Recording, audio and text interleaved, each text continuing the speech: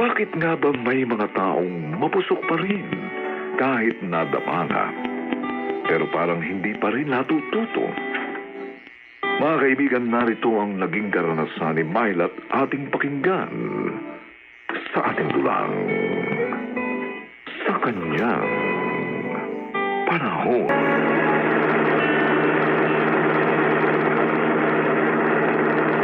Kanina ka pa walang kibo, Myla.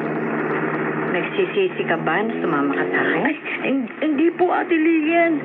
Ang totoo nga po, excited ako makarating sa Maynila. Gusto ko po makita yung mga magagandang lugar doon. Yung malalaking sinihan. Ganun ba? Opo. O hayaan mo. Minsan isasama ka namin sa pamamasyal ng asawa ko.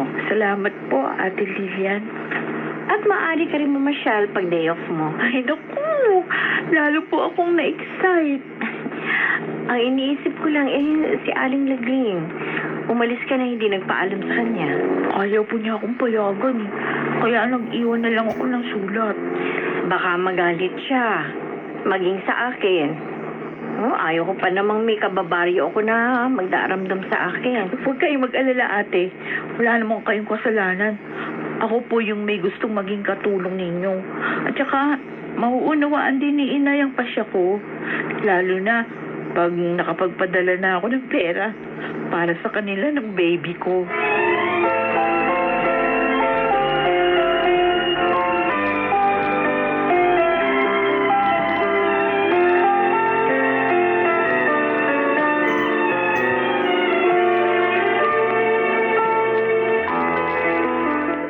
Magandang umaga po, Aling Lagring.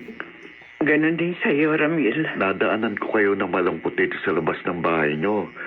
Kaya po lumapit ako sa inyo. Isang buwan na mula nang umalis si Myla at iwan kami ng kanyang anak. Pero kahit tawag sa cellphone, wala naman ako natatanggap. Baka naman ho abala siya. Sinubukan niyo po ba siyang tawagan? Oo. Pero hindi ko na makontak ang cellphone niya. Ho? Ako baka nagpalit siya ng number. Siguro nga, para hindi ko na siya makausap pa. Bakit naman ginawa yun ni Myla? Ang panalangin ko lang, Ramil, sana huwag mapahamak ang aking anak sa ginawa niya. Kahit kasi nadapa na siya, parang hindi pa rin siya nagbabago ng ugali.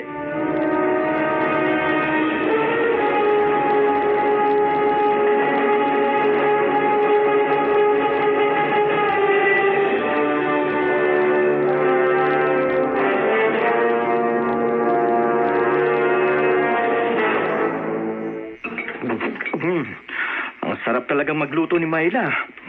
Oo nga eh. 2 buwan pa lang siya dito pero parang malalaki na yung tinaba natin. Nasaan nga pala siya? Bakit hindi pa siya sumabay sa atin? Ako, inaayos sa marurumi nating damit.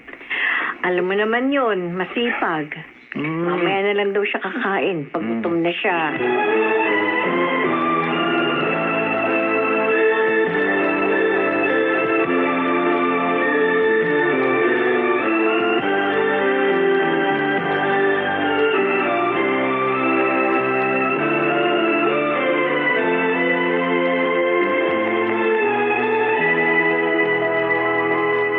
Ang ganda ng mga nabili kong damit at sapatos.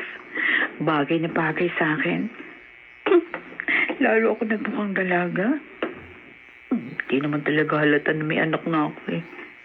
Kaya patay na patay sa akin yung mga driver ng mga kapitbahay namin dito sa subdivision. Pero sorry sila. Di ko sila type. Ang gusto ko, makapag-abroad para kumita ng malaki. Nang mapadalan ko naman si Inay ng pera. Kasi yung kita ko dito kay na Ma'am Lilian at Sir Baron, kulang pa sa mga gusto kong bilhin. Pwede din naman ako mag-boyfriend dito. Kung mayaman yung maliligaw sa akin.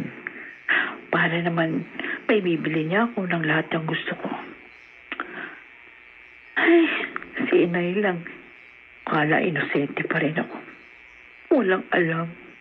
Marami na akong alam, Inay. Kaya ko na. Hindi na ako malulokong muli. Kung makikita niyo, pag uwi ko dyan, dala ko ang aking tagumpay.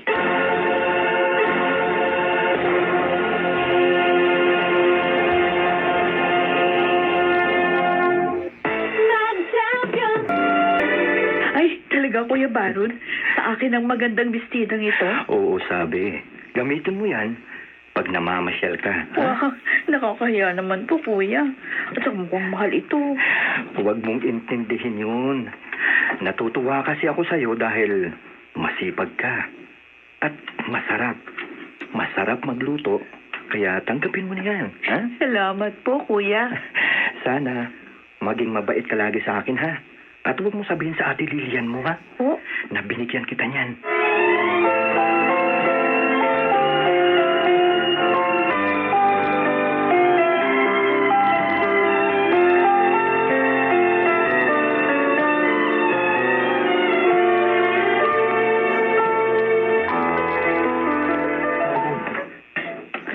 ay, Ma'am Berting, bakit po ganyan ang tingin niyo sa akin? Napapansin ko, malapit sa iyo at malagkit ang mga tingin ni Sir Baron. Po? Ay, naku, Ma'am Berting. Hindi ko po binibigyan ng kahulugan yung mga tingin at pagiging close ni Kuya sa akin. Umiwas ka sa kanya, Myla. Ipapahamak ka niya. Ma'am Berting. Masama siya. Oh, Mas mabuti kung uuwi ka na sa inyo. Para huwag kang madisgrasya dito.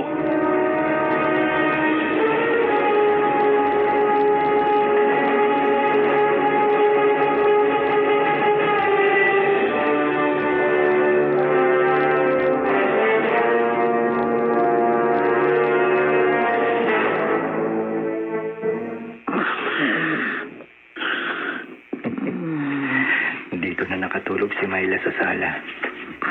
Siguro, dahil sa paghihintay na dumating ako.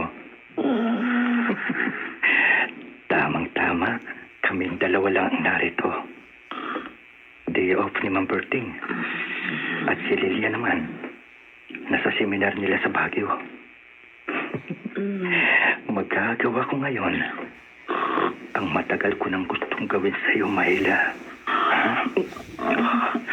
Ang kinis mo talaga. Ang lambot ng balat. ha? Kuya Baron? Ako na. Ako ang makakasama mo sa gabing ito. Ah, Kuya, Kuya, kung ano man ang iniisip mo, pakiusap ko. Huwag kang mag-alala. Maganda naman ang magiging kapalit nito eh. Kuya! Tutulungan kita makapag-abroad. Ako ang bahala sa'yo sa agency namin. Hindi, ayoko. Ay, Tayo na ang narito, Myla. Wala kang magagawa. Ayoko. Magiging akin ka ngayon. Iwan mo ako! Ay! Hindi!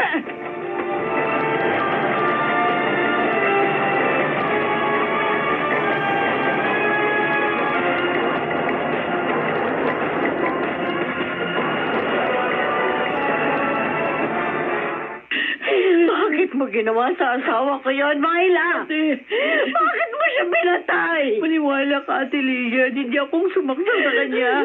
Pinagtangkaan niya akong alayin, pero hindi ko kayang pumatay.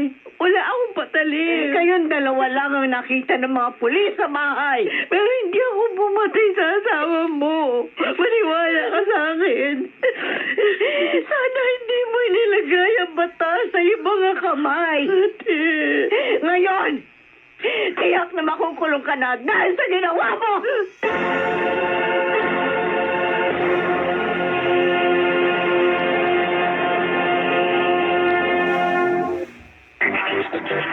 Talagayang kababalaghan, pananaliksik sa kapangyarihan ng isipan, pagpapakita ng mga nilalang, inyong matutunghayan sa Gabi ng Misteryo. Kasama si Ray Sibayan tuwing Sabado, alas 10 ng gabi sa DCRH Radio. Gabi ng Misteryo.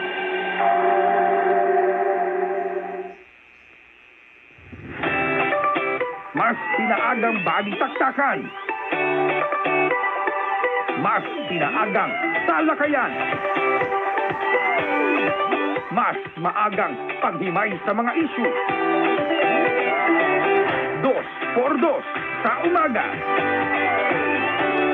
2 por 2 sa umaga. 2 por 2 sa umaga.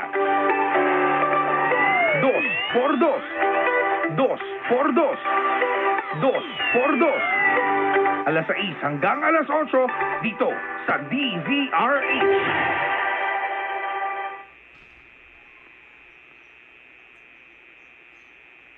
Sa mga ginagawang mali ang tama. Sa mga ginagawang tama ang mali. Sa DZRH, bawal ang fake news. Ang umaga, puno ng tamang balita at tamang impormasyon. 4 a.m. Gising ang morning sa Magandang Umaga, Pilipinas with Angelo Palmones. 6 a.m. Hatawan ng matitinding impormasyon at komentaryo sa Dos por Dos with Anthony Tamperna at Jerry Baha. 8 a.m. ang pambansang lakay mayor ng Pilipinas, lakay Mayor Deo Macalma with Elaine Apit sa Damdaming Bayan. 10 a.m. may tulungan na, may updated na balita pa. Operation Tulong with May Binauhan. Wala ka nang tututukan pa, kundi sila. Naka-live nationwide, worldwide, at netwide.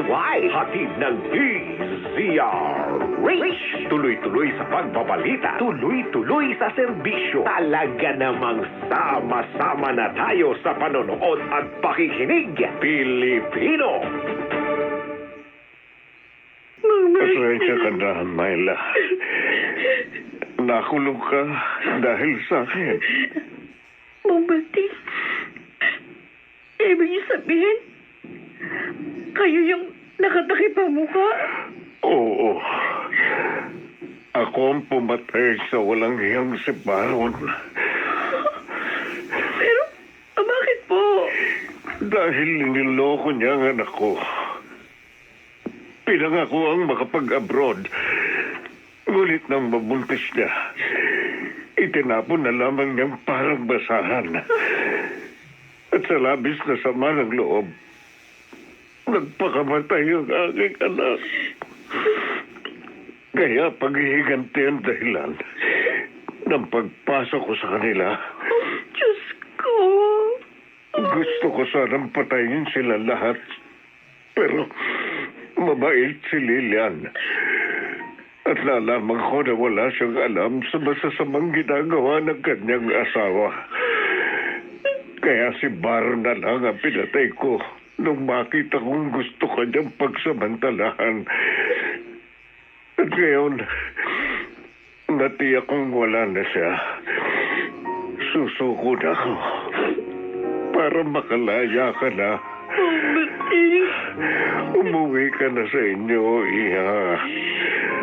At huwag kang magrebelde sa iyong ina.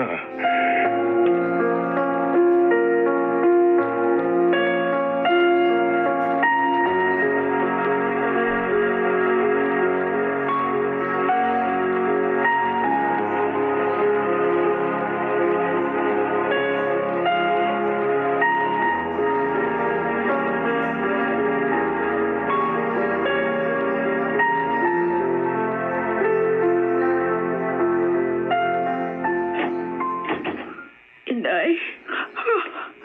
Mahla. Nagbalik ka. Matawad po, Inay. Sinuway ko kayo. Natapa na nga ako. Hindi pa rin ako nagbago. Kaya muntik na akong mapahamak. Ang anak ko. Sana po, mabigyan niyo pa ako ng pagkakataon. At pinapangako ko, ibang mahila na ang inyong makakasama ngayon. Laging bukas ang tahanang ito para sa iyo. Anak ko.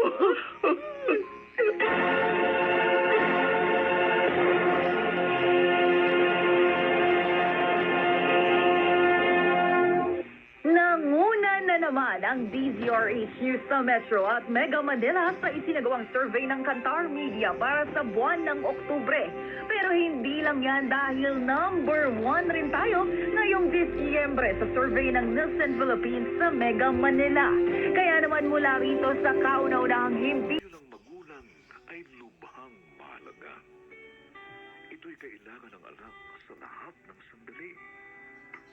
Kaya sana'y huwag baliwalain upang pagpapala ng Diyos ay kambing sa kanyang